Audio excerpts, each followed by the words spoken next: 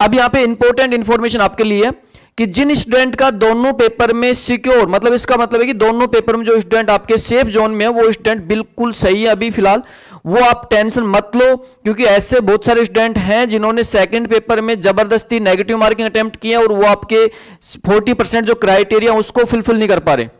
तो अगर वो 40% क्राइटेरिया को फुलफिल नहीं कर पा तो यहाँ पे सोच के देखो 10,000 सीट है।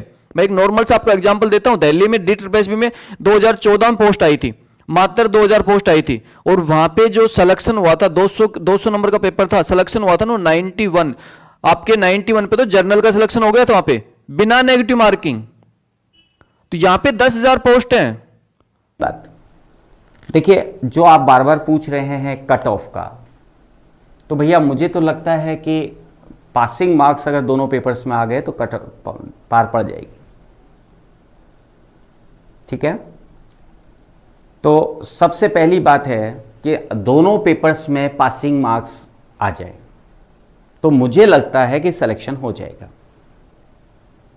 अगर दोनों पेपर्स में पासिंग मार्क्स आते हैं 40%, तो इसी की कट ऑफ जाएगी 40 + 40, कुल मिला के आपको 80 नंबर लाने हैं। जिसके 80 नंबर आ रहे हैं वो स्वामनी कर सकता है, वो स्वामनी कर सकता है। TSP एरिया, जनरल और OBC जिसके 40 मार्क्स आ रहे हैं वो स्वामनी कर सकता है।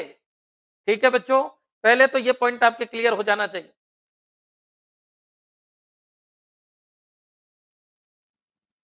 बच्चों चलिए आगे बढ़ते हैं। स्वामनी क्या है सर? स्वामनी का मतलब है सवामणि। सवामणि का मतलब होता है बच्चों, अपने राजस्थान में वो लड्डू और चूरमा दाल बाटी बनाते हैं प्रभु के नाम का, उसको स्वामणी कहते हैं। अब चलिए, जनरल OBC 40 + 40 80 मार्क्स सिलेक्शन हो जाएगा। दूसरे पे आइए SC ST, तो बच्चों 35 दोनों पेपर में जिसके आ रहे हैं यानी 70 उसका सिलेक्शन हो जाएगा। इससे ज्यादा TSP में लाने की जरूरत नहीं है। TSP में जिनके ये आ रहा है वो मजे कीजिए, सिलेक्शन हो चुका आपका। अब बड़ी एग्जाम की तैयारी कीजिए, बड़े एग्जाम की तैयारी कीजिए, आपका सिलेक्शन हो चुका है। ठीक है बच्चों, चलिए आगे बढ़ते हैं। TSP SC ST में 70 का हो जाएगा, इधर नहीं होगा, जनरल और OBC में नहीं होगा, यहाँ 40 आपको लाना है। ठीक है बच्चों, अब आ जाइए यहाँ पर जनरल कैटेगरी की अगर मैं बात करूं तो जनरल कैटेगरी में आपकी कुछ कैटेगरीज है, उनको समझ लो। एक तो जनरल जो बंदा है वो अलग है, और एक कैटेगरी है जनरल और OBC, एक है EWS, और बच्चों एक है SC और एक है ST। SC ST में आपकी कट ऑफ जाएगी बच्चों वही 35, इससे ज्यादा नहीं जाएगी। आपको 70 नंबर लाने हैं, 70 नंबर जिसके आ रहे हैं उसका सिलेक्शन हो रहा है। याद रखना, मैं SC ST कहां पर, इधर की तरफ 70 नंबर जिसके आ रहे हैं उसका सिलेक्शन हो जाएगा। अब बच्चों EWS 40 आने चाहिए, 40 प्लस 10 नंबर एक्स्ट्रा, क्यों? क्योंकि मेरिट बनेगी, तो जिसके 90 नंबर आ रहे हैं EWS में उसका सिलेक्शन हो जाएगा। 40 तो ये चाहिए, और 10 नंबर और एक्स्ट्रा चाहिए, तो जिसके 90 नंबर आ रहे हैं उसका सिलेक्शन हो जाएगा EWS के अंदर। और बच्चों जो जनरल वाले हैं, जनरल और OBC, इनका बच्चों 40 तो ऐसे आने चाहिए, और प्लस 20 आपका ऐसा आना चाहिए। लगभग 100 नंबर जिसके आ रहे हैं उसका सिलेक्शन हो जाएगा।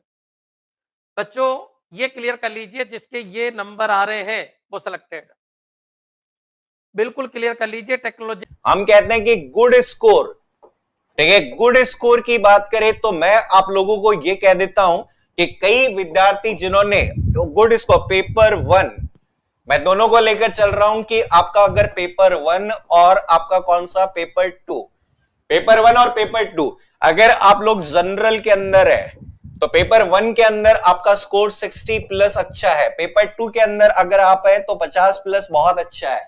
ठीक है, अगर आप लोग EWS OBC MBC ज्यादा फर्क नहीं पड़ता इनमें, ठीक है, EWS MBC और OBC के अंदर है तो यहां पे एवरेज जो स्कोर है आपका 55+ बहुत अच्छा है। ठीक है, यहां पर आपका 50+ भी बहुत अच्छा है। ठीक है, अगर यहां पर आप लोग SC ST कैटेगरी को बिलोंग करते हैं तो पेपर 1 के अंदर 55+ और पेपर 2 के अंदर 45+ बहुत अच्छा स्कोर है। ठीक है, 45+ बहुत अच्छा स्कोर है।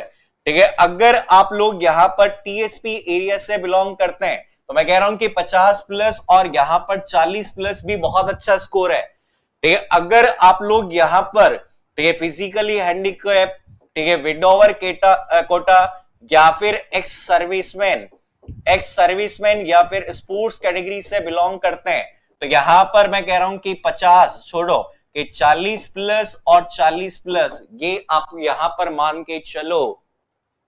ठीक है, ये मान के चलिए। और मैं तो ये कह रहा हूं 40 प्लस भी छोड़ो, इनकी कहानी 35 प्लस 35 प्लस, ठीक है ये सभी पास हो जाएंगे।